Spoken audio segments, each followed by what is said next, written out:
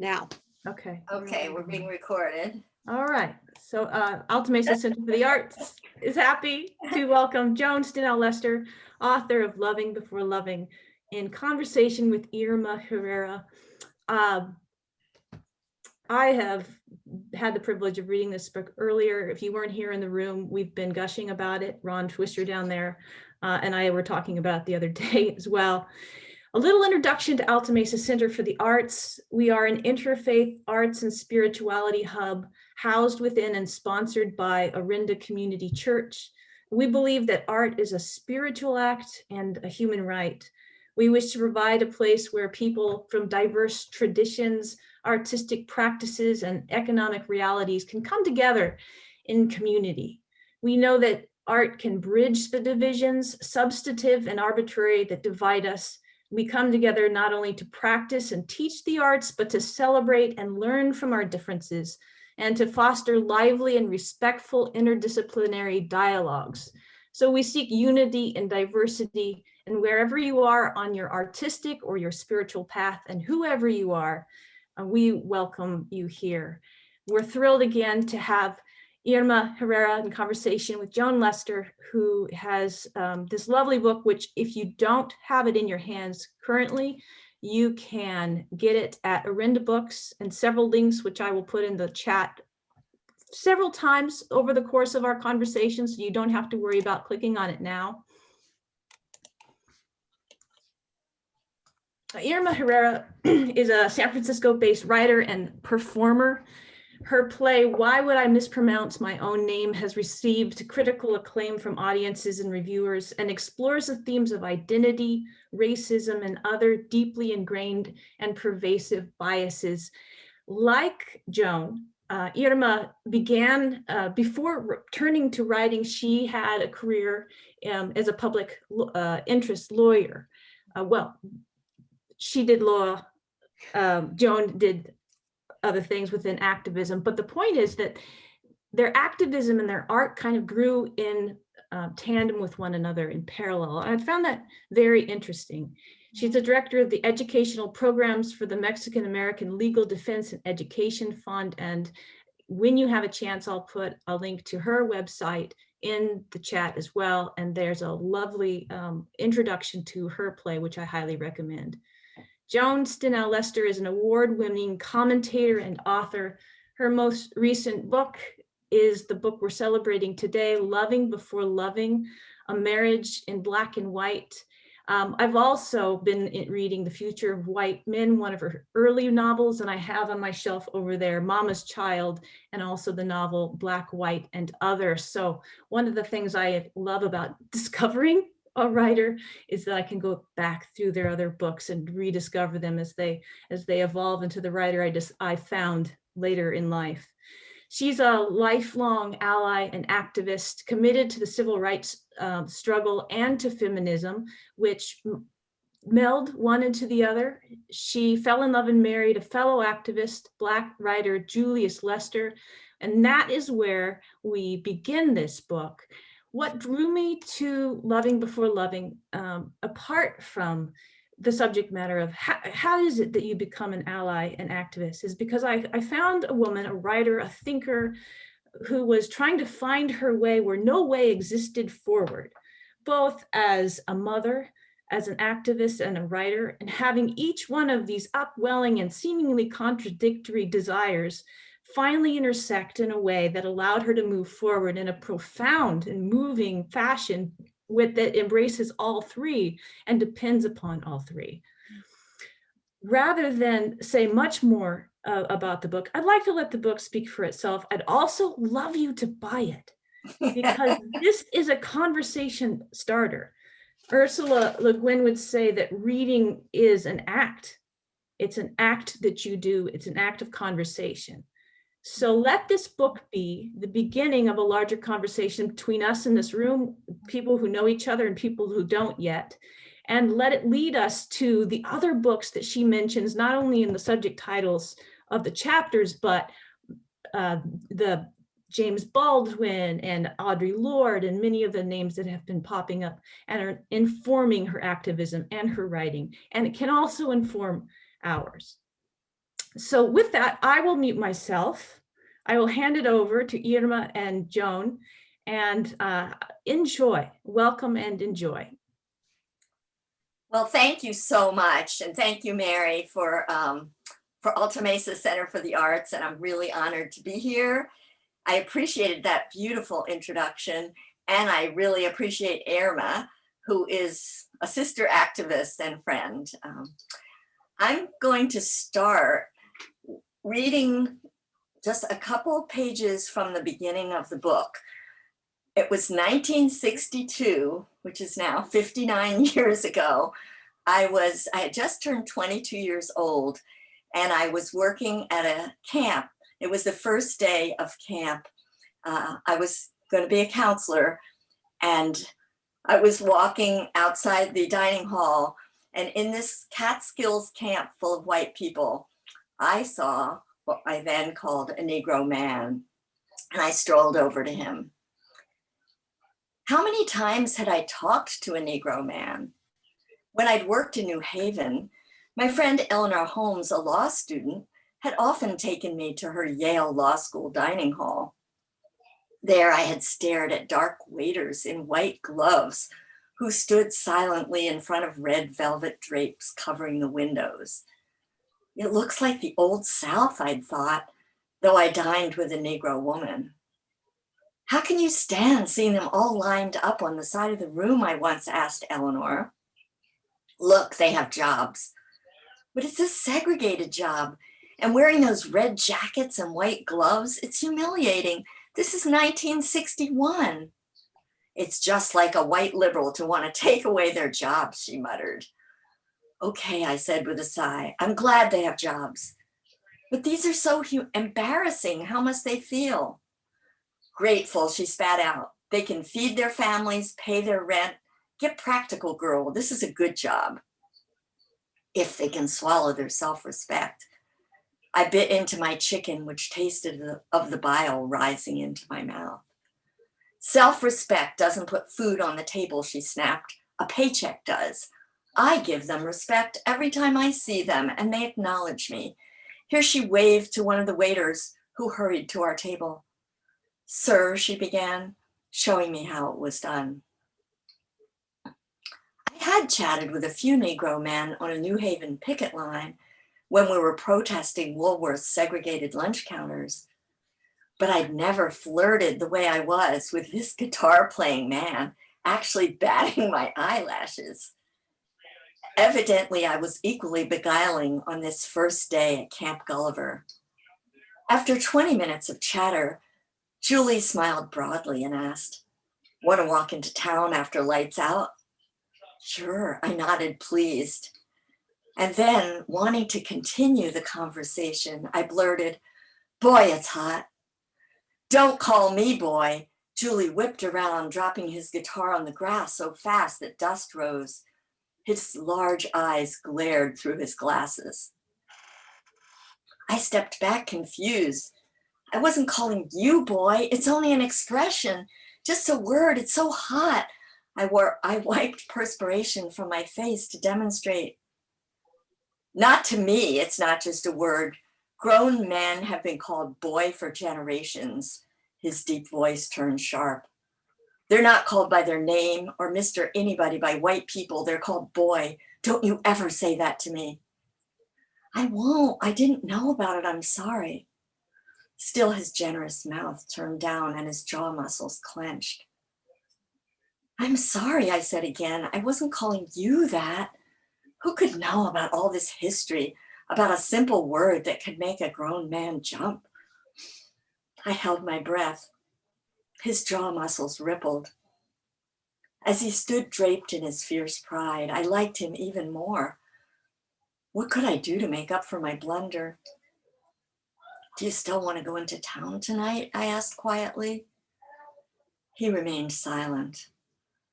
I waited. His thin, tense face looked as if he might explode again.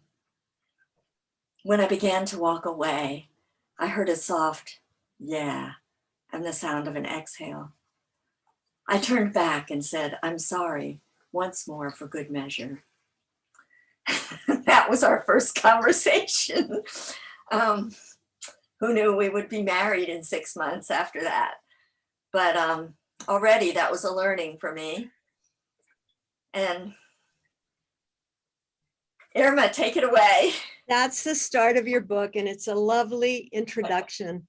I found the book just so fascinating because it is an eyewitness account of living through the tectonic shifts in our society. As a woman, as someone involved, married to a Black man, a feminist, someone who is working for racial justice as part of your life, and trying to navigate sexism in your own marriage and the outside world sometimes being against you. So I really loved the book. I was really quite pleased that I had an opportunity to write a little blurb, so I got to read an advanced copy of it. When I read the copy, it was a PDF, so I didn't see the pictures until the book was released. And they are so wonderful and very moving. And inside is a poster of the 3 civil rights workers that went missing and were found murdered. So it brought back so much history, not just personal, but of what was going on in our country and what has gone on for the last 50, 60 decades. So, but I'm curious and would like to start a conversation about the use of language. When you refer to Julius, you refer to a Negro man, because that was the language used at that time. And language changes to reflect our perception of groups and groups' perceptions of themselves. And so I'm curious to know when you first pivoted to using the word Black away from Negro. Yeah, I was thinking obviously about that as I wrote the book, because I try to keep pivoting to, I think it's Negro to Black to African American, and then just in the last year back to Black, which has been another interesting shift. I think it was about 1966, 67. Stokely Carmichael, as he was named then, was one of the first to use the phrase Black Power. SNCC was using the phrase Black Power. And so it was taken up then. And like any change, it didn't happen overnight. And I knew, especially with older people, I remember many older people who were very opposed to the older Black people not wanting to be called Black because that had been a slur when they were growing up, and Negro was the proper term of respect. And then for a minute too, there was Afro-American. And I remember people in seminars I was having, and then a woman said, "I'm not Afro-American. There's no country named Afro. You know, I'm African American." And so there was just a lot of internal dialogue among the community of people that were being represented by this language as it shifted. You know, I'm reminded that a few months ago, we were in a group setting. I think it might have been on Zoom. And you asked me about the word Latinx, yes, because you said that someone had questioned your use of that. I believe you said it was your son who asked why you used that word choice. So you asked me how I felt about the word Latinx.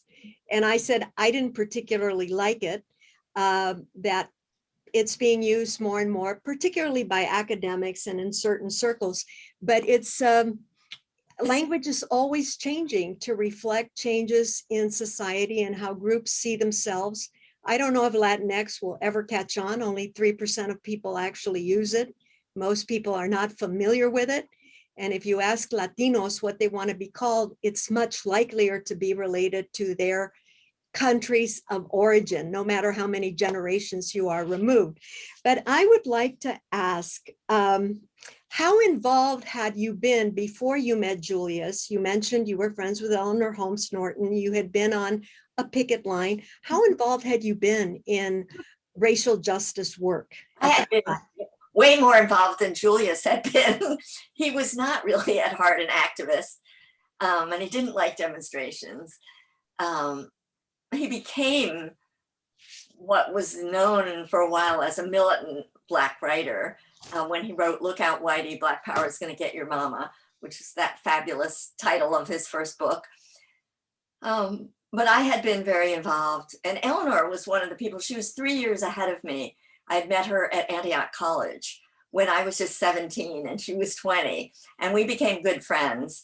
And she led a demonstration in our little town in Ohio where Antioch College was against a barber shop that wouldn't cut Negro hair because the guy said, you know, I can't do it. I don't know how to do it, blah, blah, blah, blah, blah. So she was one of the organizers and I participated. And that was probably my first civil rights demonstration in the late 50s. And then when I moved to New Haven to work when she was in law school. So we kept up a very close friendship. And I got very involved in the CORE organized. Eleanor and I joined CORE together in New Haven, and CORE organized demonstrations, as many people in many northern cities did, to support the Southern sit-ins. Because Woolworths claimed, even though their northern lunch counters were integrated, they said, we follow local custom. They didn't want to impinge on local custom. And of course, the local custom in the South was segregation. So we had quite a campaign. And every Saturday I would be at the demonstration trying to shut the store down. And we did actually win. In 6 months, they did impinge on local custom in the South. Yeah, so I'd been pretty involved. And in fact, I had gotten evicted from my apartment in New Haven because I had invited everybody from the picket line to come to a party at my apartment. And that is in your book. Now, was Eleanor your first Black friend? She was. Let me think about that. Definitely, she was. And she took me home to her house in Washington, D.C., which was really eye-opening to me because I think from the scant literature I had read that I presumed that Black people's homes were mostly like shacks, and her home, which was more like my parents' home, and her family had like this antique, her father collected antiques. He was a taxi driver and a very genteel guy who had antique furniture and these beautiful rugs. And her sister was in graduate school at Columbia in education. And so I spent a few days with them. And when I was about 18 in 1958, that was very eye-opening. So I think relationships, I mean, it's great. We read, we go to plays, movies to try to understand other cultures, but there's nothing like personal relationships and the sometimes difficult moments, as we'll hear in a moment. Yeah, I grew up never having a white friend till I was a junior in college. So college often does it for us. And some people find that really hard to believe. And when I look at my son's upbringing, he has had friends from every kind of background since he was an infant. And he just has such a different perspective about the world because he knows people who come from different backgrounds, different religions. And that is such a wonderful thing. And it is how we get to know how similar people are and how we all share the same dreams. But you have been a huge proponent of people making friendships across different races and ethnicities. Say a little bit about your formal work in teaching anti-racism workshops. Well, it really began when I was a graduate student. After I had worked for quite a lot of years, in my mid-30s, I was 37 when I got a fellowship to University of Massachusetts. I was living in New York, and so it was great to move to the country.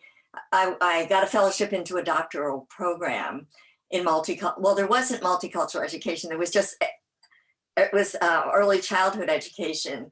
But another friend and I created the field of multicultural education while we were both graduate students there, and created a course that we began to teach. And then I began doing anti-racism workshops in the college first, although I had never really been to a workshop. I hardly knew what a workshop was.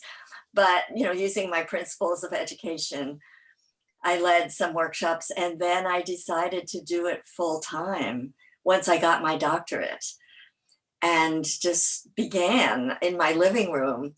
First, the seminars were just for white people because, SNCC had told us in the mid-60s, white people, like, okay, it's enough hanging out with us, and that's all very groovy. Joan, can you remind people what SNCC was? Thank you. The Student Nonviolent Coordinating Committee, SNCC, was the abbreviation, which we pronounce SNCC, and that was one of the leading organizations, along with the NAACP, CORE, the Urban League to some extent, and SNCC, and SCL, the Southern Leadership Conference, Dr. King's organization. Those were kind of the big five. So SNCC at a certain point had said to white volunteers and a few staff members too in the organization, it's time to go out into your own communities now. You can't be members anymore of our organization. And some white people were very, very hurt. But it was somewhat emotionally hurtful, but it made total sense to me. That's where the problem is. So who better than other white people to go and address it with fellow white people? So that's how I began doing the workshops with white people. And then I quickly branched out and I began doing them for organizations. And there was nothing like this. That was called Dr. Joan Lester's Unlearning Racism Workshops. There was nothing like this. I was in Amherst, Massachusetts, Sam, where I had just gotten the doctorate. And kids were young teens.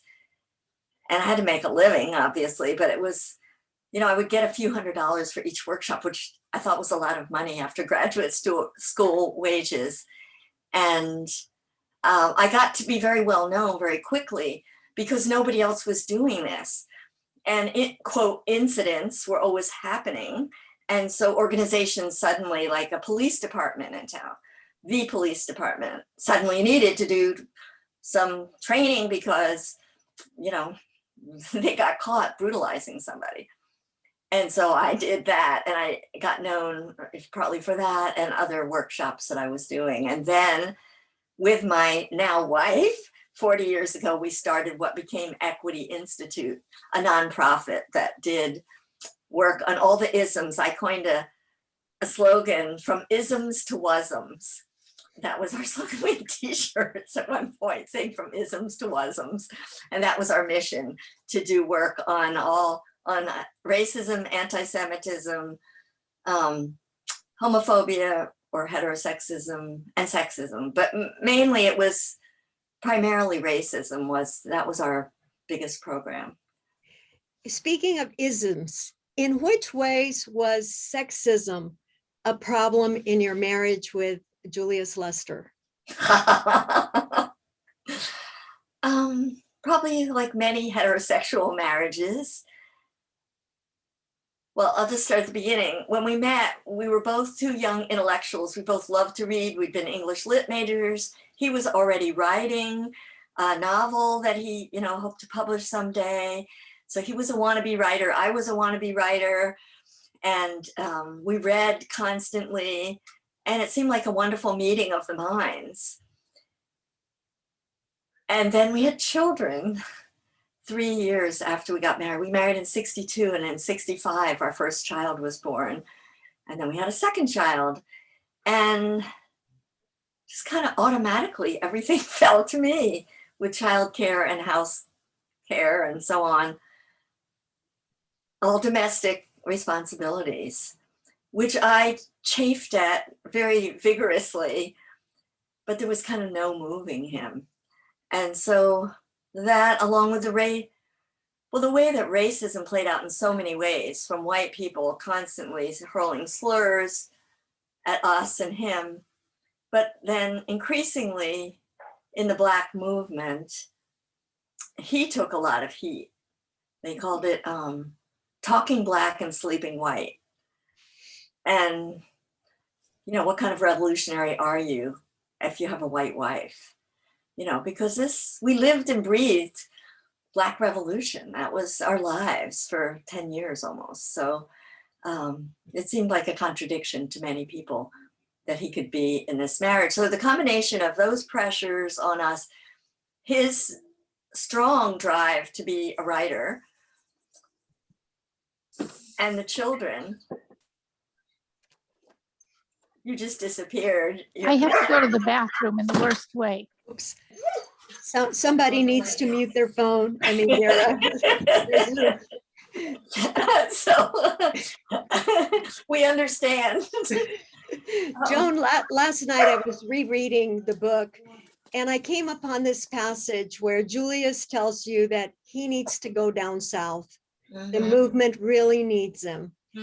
And there you are at home with 2 little children and you are begging him not to go because you really need him there. What about you? What about the kids? You've got 2 jobs, perhaps. I don't remember. You've often had more than 1 job.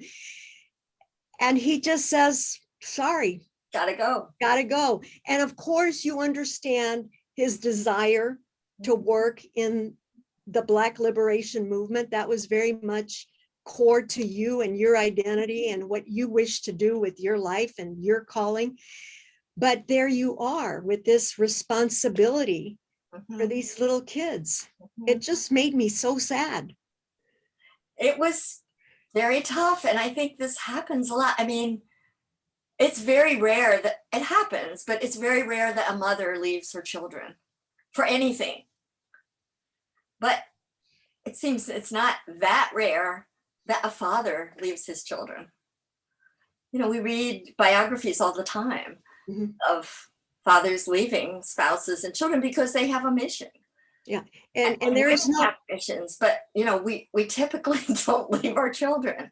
Yeah, and there is no question that in most families, the majority of caregiving is done by women, Right. Even if you have a couple that are both professionals and have equally demanding jobs. And we have seen this during COVID-19 for those people who had the luxury of being able to work at home and continue their careers, that a lot of women ended up leaving the paid labor force because they needed to manage their family. Yeah, Kids at home. yeah. And of course, we know how this works out for low income working class people, that women do triple duty. Yeah. I mean, for years, I think after we divorced, I somewhat lacerated myself. Why couldn't I have just accommodated better? But it just wasn't in me. That just wasn't who I was. And I think I was always so riveted to justice. So it was also just a principle, aside from the reality of it. It was the principle, like, but this isn't fair. And we're fighting for equity, and this isn't equity. So I just couldn't really accept it. Another thing that I found really tough was that you often asked, can we go along? Can we go down south with you? Yeah, I wanted to, for the kids and me to go. Right, and the answer was always no. And part of the answer is, it wouldn't even be legal for me to have you with me because interracial marriage was not legal in many parts of the United States until the case of Loving versus Virginia. So I want to get to the Loving case and how the book came to have this title. I don't know that story. If it's in the book, I don't remember. No, it's not. It's not. Okay. I agonized, as many writers do, over the title for a number of years, and all my close friends and my wife were so sick of hearing every day I'd have a new title. But I wanted it to be something positive. And the word loving, I've always found it kind of miraculous that the Loving case, which was about love. So in case anybody doesn't know, it was Mildred and Richard Loving. Her name was Mildred Jeter. I'm not sure how to pronounce her last name, Jeter. And Richard Loving, they married. And it was illegal in Virginia when they married in 1958. So they married in Washington, D.C., but then they returned home and they thought, oh, they had a marriage license. They put on the bedroom wall. Well, like, word got out. And so the next day, in the middle of the night, the sheriff came and shined a flashlight on them in the bed. And then they say, but we're married. Here's the marriage license. He says, that's no good here. And he actually arrested them because it was illegal at that point in 1958. And then they took the case to the courts in Virginia, and they kept losing. And one of the judges actually said, God made people different colors and put them on different continents so they'd stay apart. So as if it's self-evident, this is nature. Anyway, in 1967, the case finally got to the Supreme Court, and incredibly, it was a unanimous decision in their favor. They could legally be married. And in fact, the court made all bans on interracial marriage illegal. You could not ban anymore, which was, I say, particularly amazing because 95% or 92% at that time of the population was opposed to interracial marriage. So the court was way ahead of the popular opinion, which doesn't always, sometimes it goes the other way, popular opinion moves the court. So that decision was, I thought, was so significant for us, but not having been in the South the way Julius had been, even though friends of ours, a number of friends had been murdered, I still thought maybe there was a chance that we could go with him. But it was just too dangerous. Oh, right, now it's legal, fine. Tell the sheriff in, Macomb County, Mississippi or whatever, oh, but the law has changed, like, haha, who cares? That's not, that's not the law here. And then the Loving decision, I wrote an op-ed about this that was in the Los Angeles Times recently, had an amazing sort of comeback for me, I don't know, 40 or 50 years later. In 2015, the same-sex marriage cases had worked their way up to the Supreme Court. And the case of Oberfell versus Hodges, I think it is, was decided by the Supreme Court that same-sex marriage could be legal. And at that time, I had already been with Carol for 30-some years. And what was amazing to me, I read the decision while I was writing this book, and I hadn't known this. They relied on the Loving decision a lot to say the Loving decision gave the constitutional right to choose the partner of one's choice. Yeah. So you benefited directly from two Supreme Court cases. All based on the Loving decision. So all hail to Mildred and Richard Loving, who persisted. And in fact, when Terry McAuliffe was the governor of Virginia about 5 years ago, he proclaimed June 12th, which was the date of the decision, as Loving Day. So it's begun to be celebrated. And I noticed this year more than ever, Loving Day was celebrated, and lots of biracial couples posted photographs of themselves on social media and wrote articles and so on. And of course, our society has changed so dramatically with respect to interracial and intercultural marriage. Right, the numbers. In that period of time, so many people are married to people from a different ethnic background and racial background than themselves. And they weren't, yeah. Yeah, and there's much greater acceptance. I see my friends' pictures on Facebook of their kids' weddings, and it's like the United Nations, right? Yeah. And they're posting pictures of their grandchildren and great-grandchildren, and that's a huge advancement. And in my own lifetime, I feel like the biggest change societally has been around the acceptance of gay couples and gay marriage. Mm-hmm. Well, both.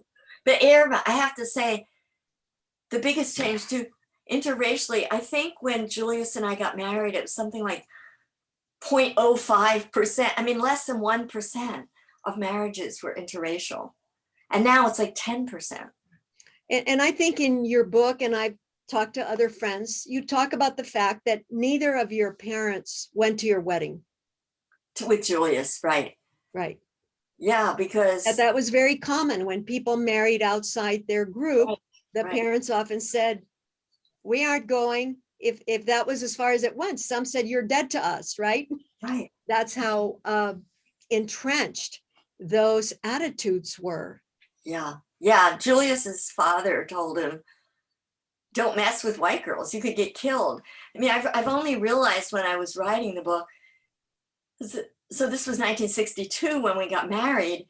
Emmett Till had been murdered only 7 years before.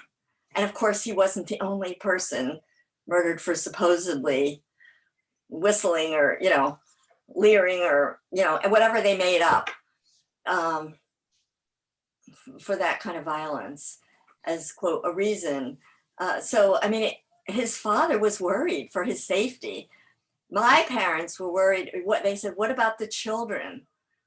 Of course, we weren't thinking about children when you're 22, who's thinking about children, but that was a big issue. Mulatto children. That was a very ugly word that was flung very often. I think that many parents, especially in past generations, for parents of color, one of the reasons you wouldn't want your child to marry outside your group is you want to protect them because you live in a society that's quite racist, and you don't want your kids mistreated by their spouse's family and by society at large. You have numerous instances where the landlady is hurling racial epithets at your husband as he's coming into his own apartment. And that's just so ugly. And it just must feel so terrible. Of course it feels so terrible. You've written any number of books, but this book has yielded a lot of comments and correspondence to you. Can you say a little bit about that? What the people's reaction to your book has been? Well, it's just kind of amazing because, yes, this is my 6th book. And I've gotten, good critical acclaim and really nice reviews and so on. But I've never had every single day. There hasn't been a day in the almost 2 months now since the book was published that I don't get emails from people just being over the moon about it. They're saying the most common statement is, I feel like you were writing this book just for me.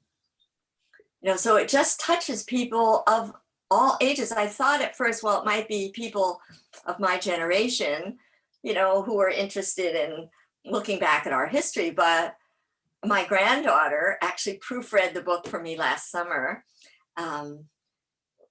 When the publisher sends it to proofread it. And I asked her, and she loved it. And I said, but what really struck you? She's 21, she was a college junior.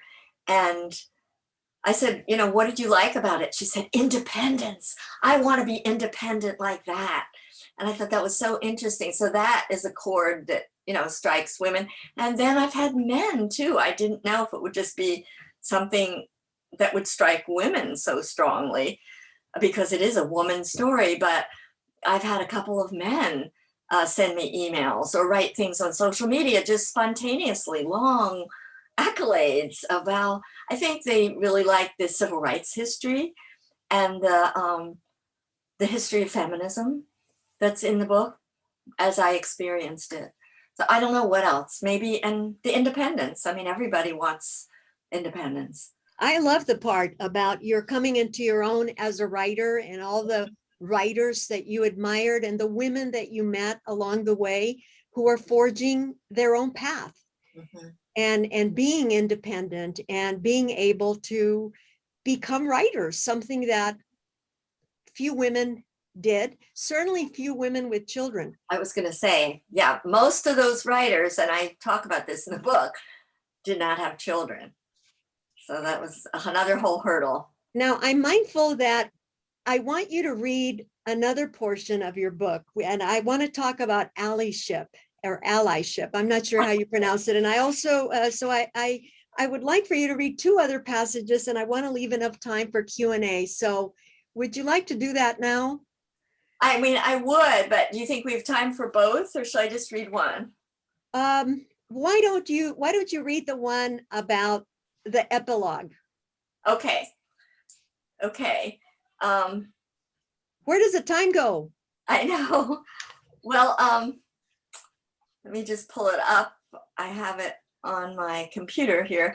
So the book ends, this book trajectory, the timeline is 1962 to 1994 when I published my first book.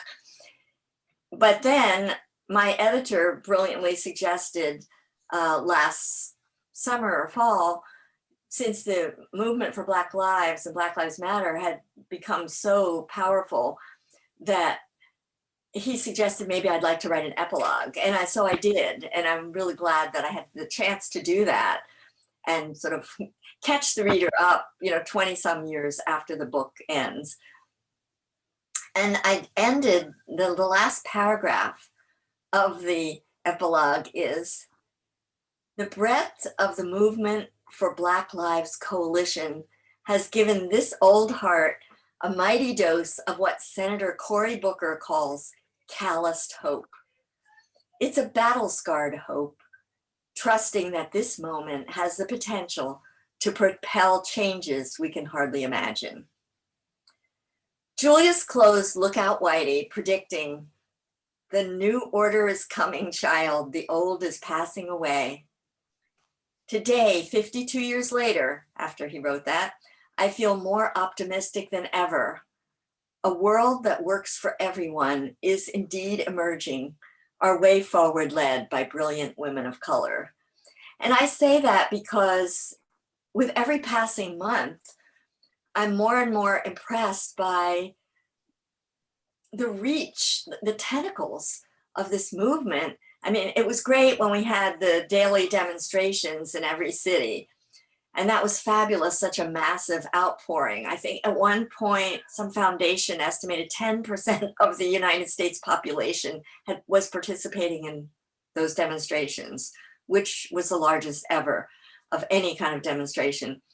But what I see now is that every organization is starting their little anti-racist parent groups and anti-racist this, and the board is decide, oh, look, we have one person of color on our 20-person board, and we have, what are we going to do? And I just think, I remember when I began doing these workshops for organizations 40 some years ago, I had to try to convince people, convince white people that there was racism, there was institutional racism and cultural racism and personal racism. And I would have them do audits of their workplaces, what's on the walls, who's the person who's greeting people at the door and who's in the boardroom, and so on and so on. And now more and more people are getting that. They don't necessarily know what to do about it. But it's just like this huge consciousness raising for the whole culture, I think, and it's just picking up steam. It's not going away. So I find that fabulously hopeful.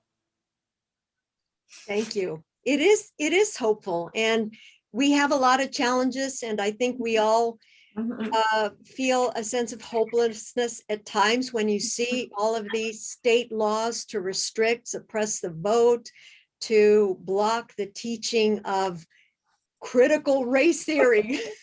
i.e. history. Real history that this country has experienced around race and racism.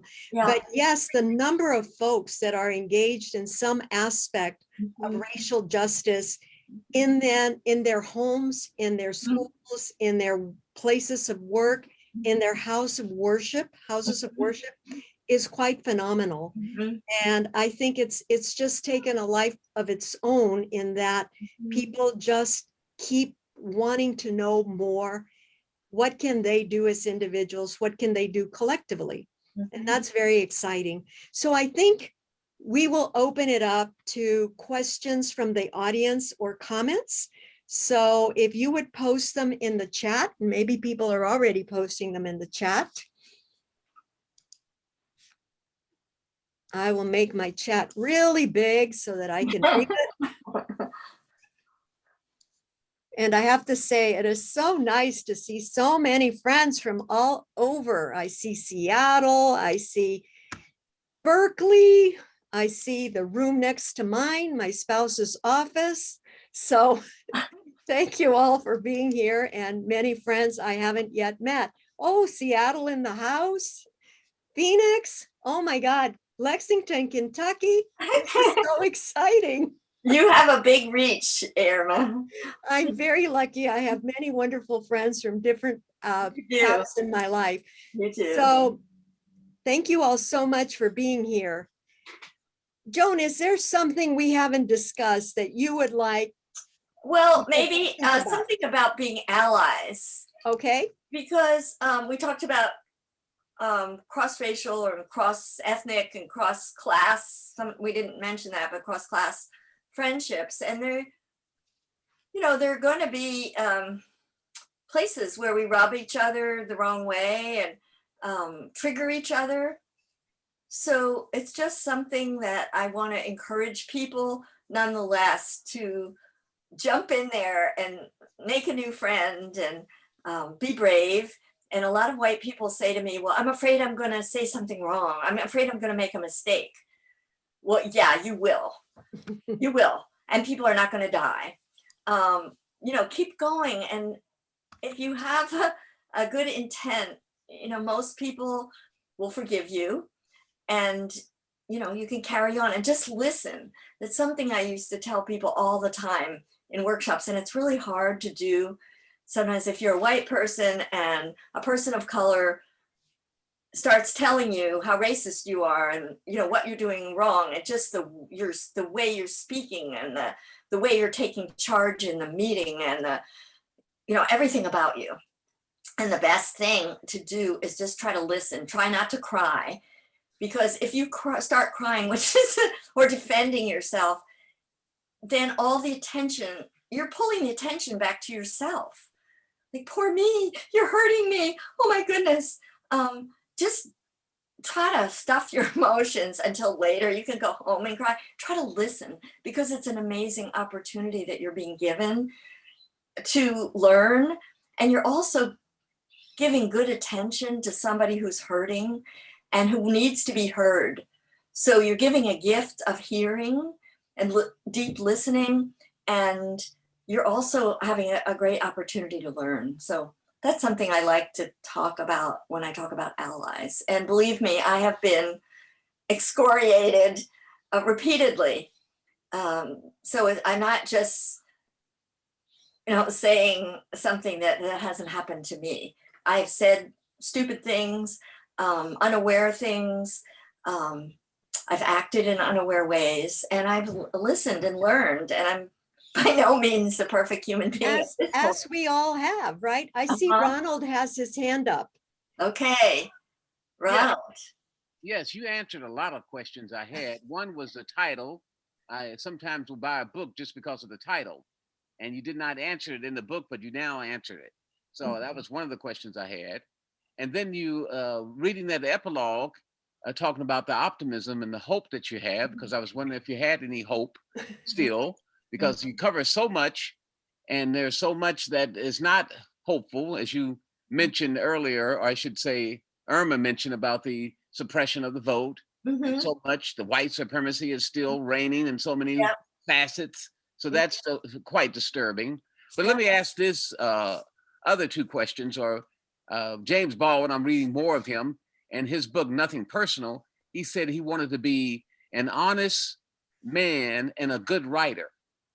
And I was wondering how you assess that in terms of your honesty and authenticity and your being a good writer. And then I would like you to compare. Wait, let's one question at a time. Okay. I can only hold one thought.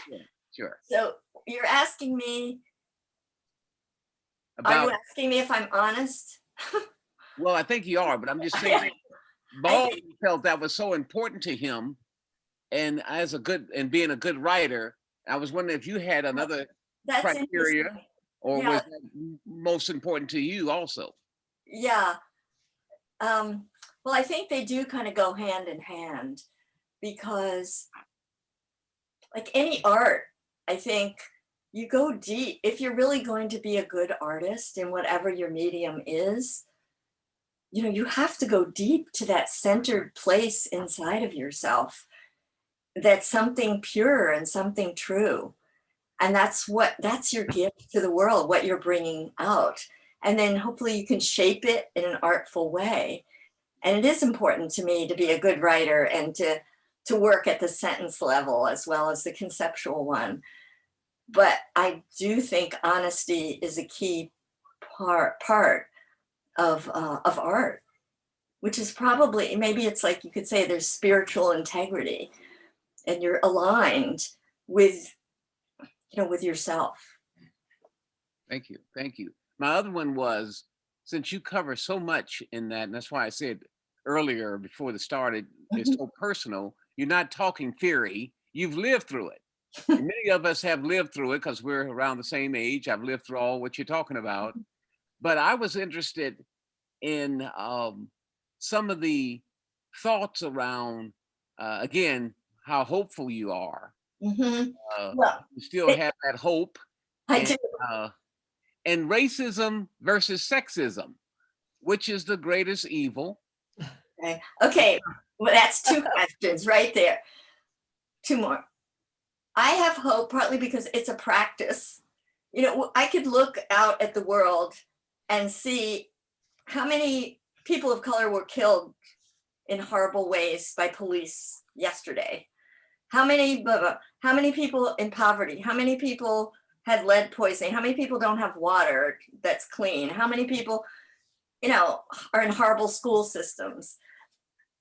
That is all true. And I don't think it serves any of us to ignore that. At the same time, I've always had the belief that at the same time that's happening, there are the thousands and maybe millions of people at this point who are working in various ways on social justice. And it's just kind of where I choose to put my attention without ignoring either the history or the current reality of white supremacy. And I've spent a lifetime studying it, and I could spend 1,000 lifetimes. The myriad forms of subtle and blatant injustices. And that's there, and I need to know something about it, but I think I also need to not, in order for me to go forward, and maybe other people, may handle this differently, but for me to go forward and continue to be a strong ally and activist and have some hope, I need to look at kind of the victories. And that you asked about racism and sexism. I never like to compare oppressions because, and that used to happen in workshops that I would give, somebody would say this and then say, well, my people, 6 million were killed, and but my people 10 million were killed, and my people, a woman's raped every day, and it just, where does that literally take us? Nowhere. Oppression is oppression is oppression. We don't want any of it. And so hopefully we can become allies in recognizing our own ways that we're being oppressed, and that each other are, by educating ourselves and kind of work together. Hey, Joan, we do not want to engage in oppression Olympics, as some people call it. Right? It's a natural tendency, I think, Correct. because you don't want, quote, your own oppression to be ignored if we're hearing about somebody else's. Sure. But occasionally people will say, well, why do you care so much about gay rights, right? You're not gay. You don't have a gay kid. Well, I just do, because injustice it's unfair. There's several questions here. One of them is about Julius, who died a few years ago, but you and he remained close, and he did get to read your book before he died. And can you say a little bit about that? Yeah, that really meant a lot to me. I didn't know how he would react. He's been very supportive of all of my writing with each of my books, and has said very complimentary things about them. I didn't know how he would react to this because there was so much about him there. And he was very generous. And he read it immediately. He read it because I was just going to send it out to my agent, or my agent was going to send it to a publisher. I'm not sure which. And I said, could you read it soon? He read it that night. And I quote at length in the acknowledgements from his email to me the next day. Just he thought that I did a fair job. So that was really kind. And I did, by the way, send everybody who's mentioned in the book. I sent it to each of them to saying, I want you to see what I am writing about you. And I don't promise that I will change everything if you object, but I will definitely listen. And as it happened, I didn't have to change anything, which surprised me. A couple more questions. What kind of pushback did you get from Black women about being married to a Black man? That's another good question. It was mixed. I had a number of Black women friends while I was married to Julius. And some of them were in SNCC and some of them weren't. Eleanor kept being a very close friend. So I didn't have any pushback from them.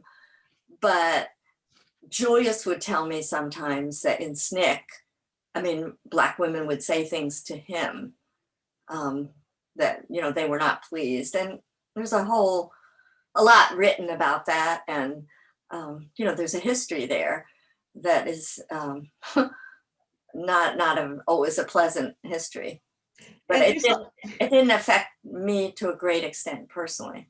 There's also a question about your children, and I know that you like to respect their privacy. So I don't know if there's anything you wish to say about your children. No, I just adore them and I'm grateful to have them. And they grew up after all. And they're quite all right. And they're in their mid-50s now. Just kind of amazing because, you know, I'm writing about them hanging on my leg when I'm trying to cook dinner. Yeah. And they are private people. Julius wrote about them a lot and I've written about them. And so I changed their names in the book, but that's about it. And I treat them lightly. You'll notice it's not really a lot about them and their struggles. It's about me and as their mother.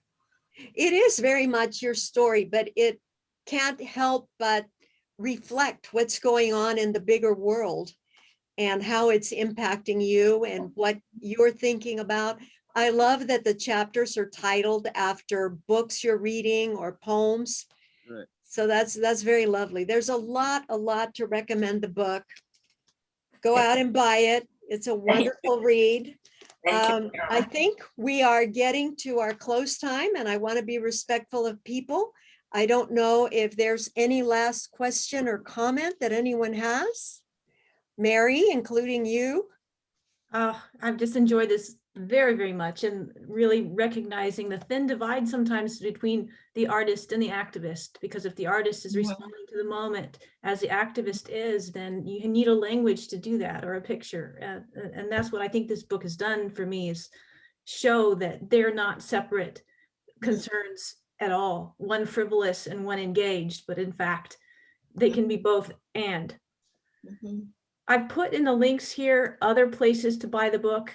It's worth your time, it's worth your money, and it's the beginning of a conversation that I think has started here. You can use this as in your memory to kind of get you going. Also coming up at Alta Mesa Center for the Arts on August 8th at 4 p.m., we have an afternoon reading and benefit for Myanmar political prisoners, many of whom are poets speaking out as activists against the injustices going on there, featuring Ma Shan-win and Kenneth Wong. So if you have a chance to join us at that time, we can stick around a few minutes, but for those of you who would like to take off, please join me in thanking Irma and Joan for this hour. And thank you. Thank you all so much. You've been a great audience and appreciate your making time for this conversation. Okay. Bye to all who need to leave, and whoever wants to hang around a few more minutes, we'll be here. We've got some more questions. Whoops. Let's see, I'm going to take you off so I can see you all. Any more questions from those that remain? You can raise your hand or comments if you care to make a comment. It's the rarefied group here. I know. Yeah. Well, this has just been really a wonderful opportunity for me to talk to Irma, who has such a rich history herself as an activist and brings in so many other aspects to this work, and her awareness of language, which is something I used to write about a lot. Actually, some of my early articles were all about racism in language because it's so encoded and embedded, like sexism, but racism is just, it's kind of amazing, and anti-Semitism as well, in some of the phrases that we commonly use, or people do. I've tried not to anymore, but I appreciate Irma's work in that arena, especially. Thank you. It's just such an honor to be in conversation with you and to be at Alta Mesa Center, which is just an exciting new arts organization. So Yay, Mary. Yay, Elizabeth as well. It's our And yay, Elizabeth. Could I, It takes a village, you know, it's often just though a handful of people who can make a bunch of things happen, whether it's an arts organization or creating workshops to help people address racism. I'm Or putting, about the holding up, title again? I'm sorry? Could I ask about the title again? Oh yeah, loving before loving. So I was wondering again when your explanation I understood, but I was thinking, well, maybe loving was there, but I really did not really understand loving until I loved again. That's what I interpret. oh, That's what you- interesting. That's an interesting interpretation. Yeah, I could see how you could feel that way. My idea was that Julius and I were loving before the loving court case.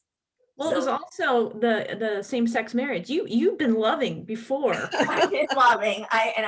You're on the cusp of loving. Yeah. So you and Julius married 5 years before the Supreme Court said the state could not outlaw interracial marriage. Exactly. So that was what I was referencing. And I liked it one morning in bed, after every morning I woke up with 3 new titles.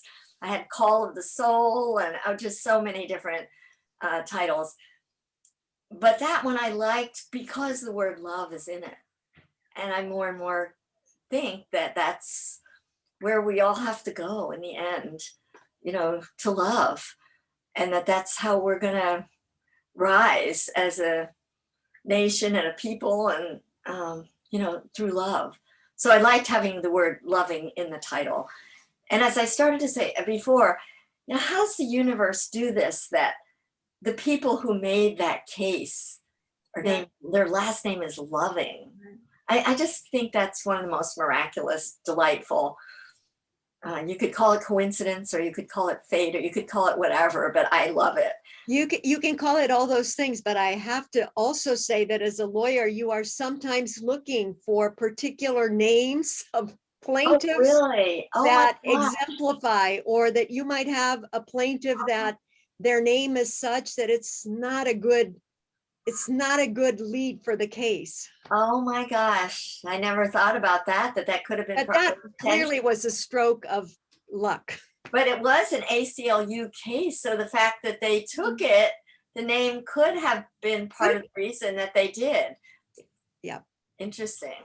Because not only are you trying to win cases when you're doing social justice advocacy, you're trying to win the hearts and minds of people, because you can win so many cases, but if you're not making inroads in people's hearts and in the court of public opinion, it's very frustrating.